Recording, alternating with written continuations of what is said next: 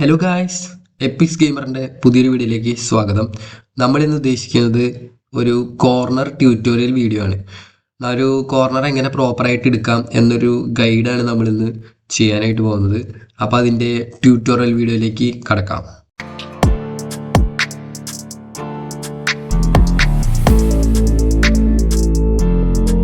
So നമ്മൾ എല്ലാ കളി സ്റ്റാർട്ട് ചെയ്യുന്നതിനെക്കാട്ടും മുമ്പ് നമ്മൾ സെറ്റ് ചെയ്ത് വെക്കേണ്ട ഒരു കാര്യമാണ് നമ്മൾ ഇവിടെ ഫസ്റ്റ് ഡിസ്കസ് ചെയ്യുന്നത്.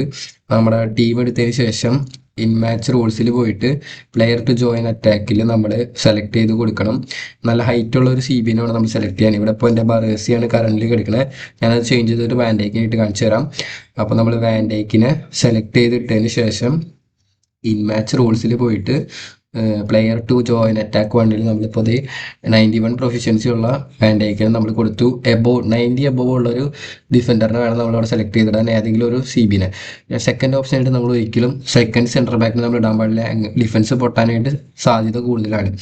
സോ നമ്മൾ സെക്കൻഡ് ഓപ്ഷനായിട്ട് ഇവിടെ ഇടുന്നത് ഇപ്പോൾ വേറെ നല്ല ഹെഡിങ് ആയിട്ടുള്ള ആൾ നമ്മുടെ ഇല്ല. സോ നമ്മളിപ്പോൾ ഇവിടെ കൊടുക്കുന്നത് റോഡ്രീനെ സെലക്ട് ചെയ്ത് കൊടുത്തിട്ടുണ്ട്. പിന്നെ തേർഡ് ഓപ്ഷനായിട്ട് നമ്മൾ കൊടുക്കുന്നത് ഒരു സപ്പോർട്ടിന് വേണ്ടി ഗാരറ്റ് ബെയിലിനെ കൊടുത്തിട്ടുണ്ട്.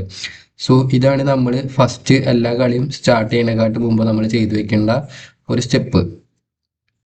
കോർണർ എടുക്കാനായിട്ട് മുമ്പ് നമ്മൾ ശ്രദ്ധിക്കേണ്ട കാര്യമാണ്, ലെഫ്റ്റ് സൈഡിലെ കോർണർ എടുക്കുമ്പോൾ നമ്മൾ എപ്പോഴും റൈറ്റ് ഫൂട്ടഡ് ആയിട്ടുള്ള പ്ലെയറാണ് പിടിപ്പിക്കാനായിട്ട്. അതുപോലെ തന്നെ റൈറ്റ് സൈഡിലെ കോർണർ എടുക്കുമ്പോൾ എപ്പോഴും ലെഫ്റ്റ് ഫൂട്ടഡ് ആയിട്ടുള്ള പ്ലെയറിനെ കൊണ്ട് വേണം എടുപ്പിക്കാൻ. ഇപ്പോൾ ഇവിടെ നോക്കുകയാണെങ്കിൽ നമ്മൾ സാനിയെ കൊണ്ടാണ് എടുപ്പിക്കുന്നത്, റൈറ്റ് കോർണറാണ്. അപ്പോൾ കോർണർ എടുക്കുമ്പോൾ നമ്മുടെ റെഫറൻസിനെ ഫസ്റ്റ് തന്നെ കൊണ്ട് ആ ഒരു ബോക്സിൻ്റെ ഒരു കോർണറിൽ കൊണ്ടുവയ്ക്കുക. ആ ഒരു കോർണറിൽ നിന്ന് കുറച്ച് നമ്മൾ സെറ്റ് പീസ് സ്ട്രാറ്റജി എടുക്കുക. വെച്ചതിന് ശേഷം സെറ്റ് പീസ് സ്ട്രാറ്റജി എടുത്തിട്ട് 6 യാർഡ് ബോക്സ് എടുക്കുക. എന്നിട്ട് നമ്മുടെ റെഫറൻസിനെയും കുറച്ച് ഒന്ന് പൊന്തിച്ചിട്ട് റൈറ്റിലേക്ക് ഡ്രാഗ് ചെയ്തിട്ട് നമ്മൾ നേരെ ഷൂട്ട് കൊടുക്കുക.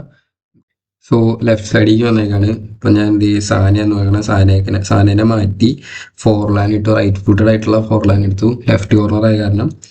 എന്നിട്ട് നേരെ വീണ്ടും ആ ബോക്സിൻ്റെ അവിടേക്ക് വെച്ചു, സെറ്റ് പീസ് സ്ട്രാറ്റജി എടുത്തു, 6 യാർഡ് ബോക്സ് എടുത്തു, നേരെ ഒന്ന് കർവേവിച്ച് കൊടുത്തു, എടുത്ത് ഷൂട്ട് അമർത്തി ആൻഡ് ഗോൾ. ഫസ്റ്റ് നമ്മൾ നമ്മുടെ റെഫറൻസ് ലൈൻ ആ ഒരു ബോക്സിന്റെ തുമ്പത്ത് കൊണ്ടുവച്ചു. അതിനുശേഷം ഷോർട്ട് കോർണർ ടാക്ടിക്സിൽ 2 ഓപ്ഷൻ വെക്കുമ്പോൾ നമ്മുടെ 2 പ്ലേയേഴ്സ് നമ്മുടെ അടുത്തേക്ക് വരും. അപ്പൊ അവരെ പിടിക്കാൻ വേണ്ടിയിട്ട് ഒപ്പോണന്റ് ഡിഫൻസിലെ 2 പ്ലേയേഴ്സ് കൂടി ഇറങ്ങി വരും. അപ്പൊ 2 പേര് അവിടെ കുറഞ്ഞു കിട്ടി ബോക്സിന്റെ അവിടെ.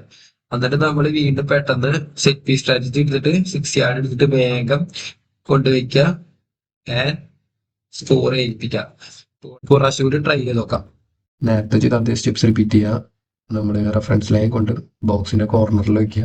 അതിനുശേഷം ഷോർട്ട് കോർണർ ടാക്ടിക്സ് എടുത്തിട്ട് 2 ഓപ്ഷൻസ് എടുക്കുക. എന്നിട്ട് പെട്ടെന്ന് സെറ്റ് പീസ് സ്ട്രാറ്റജിയിൽ 6 യാർഡ് ബോക്സ് എടുത്തിട്ട് കൊടുക്കുക. And here comes A goal. So നമുക്ക് തേർഡ് സ്ട്രാറ്റജിക്ക് പോകാം. തേർഡ് സ്ട്രാറ്റജി ചെയ്യാനായിട്ട് നമുക്ക് ബ്ലിറ്റ്സ്കളുള്ള ഒരു പ്ലെയർ വേണം. ആദ്യം ആ പ്ലെയറിനെ സെലക്ട് ചെയ്തിട്ട് നമ്മൾ കോർണർ എടുപ്പിക്കുക. അതിനുശേഷം സ്വിച്ച് വ്യൂ ഞെക്കിയിട്ട് ഒരു പാസ് നമുക്ക് അറ്റത്തുള്ള പ്ലെയർക്ക് കൊടുക്കാം. അതിനുശേഷം പാസ് തിരിച്ചു വാങ്ങിയിട്ട് നേരെ കേളടിക്കുക, ഗോൾ സ്കോർ ചെയ്യുക. ഈ ഒരു സ്ട്രാറ്റജിയിലെ ഡ്രോബാക്ക് അല്ലെങ്കിൽ പോരായ്മ എന്ന് പറയുന്നത്, തിരിച്ച് പാസ് വാങ്ങുമ്പോൾ ചിലപ്പോൾ അത് ഓഫ് സൈഡായി പോകാം, അല്ലെങ്കിൽ നമ്മൾ കേളടിക്കുമ്പോൾ ബാർമ തട്ടിപ്പോകാം. ബ്ലിറ്റ്സ് കേളായതുകൊണ്ട് ഇടയ്ക്ക് കൊണാമി ചതിക്കാറുണ്ട്. അപ്പോൾ ഇത് പ്രാക്ടീസ് ചെയ്ത് കഴിഞ്ഞാൽ നമുക്ക് പെട്ടെന്ന് തന്നെ ഗോൾ സ്കോർ ചെയ്യാൻ പറ്റും. സോ ഇത്രയ്ക്കുള്ളൂ ഇന്നത്തെ വീഡിയോ. നിങ്ങൾക്ക് എല്ലാവർക്കും ഇഷ്ടപ്പെട്ടു എന്ന് വിചാരിക്കുന്നു. ഇഷ്ടപ്പെട്ട് കഴിഞ്ഞാൽ ലൈക്ക് ചെയ്യുക, ഷെയർ ചെയ്യുക, സബ്സ്ക്രൈബ് ചെയ്യുക. പുതിയൊരു വീഡിയോ കാണുന്നതുവരെ ബൈ.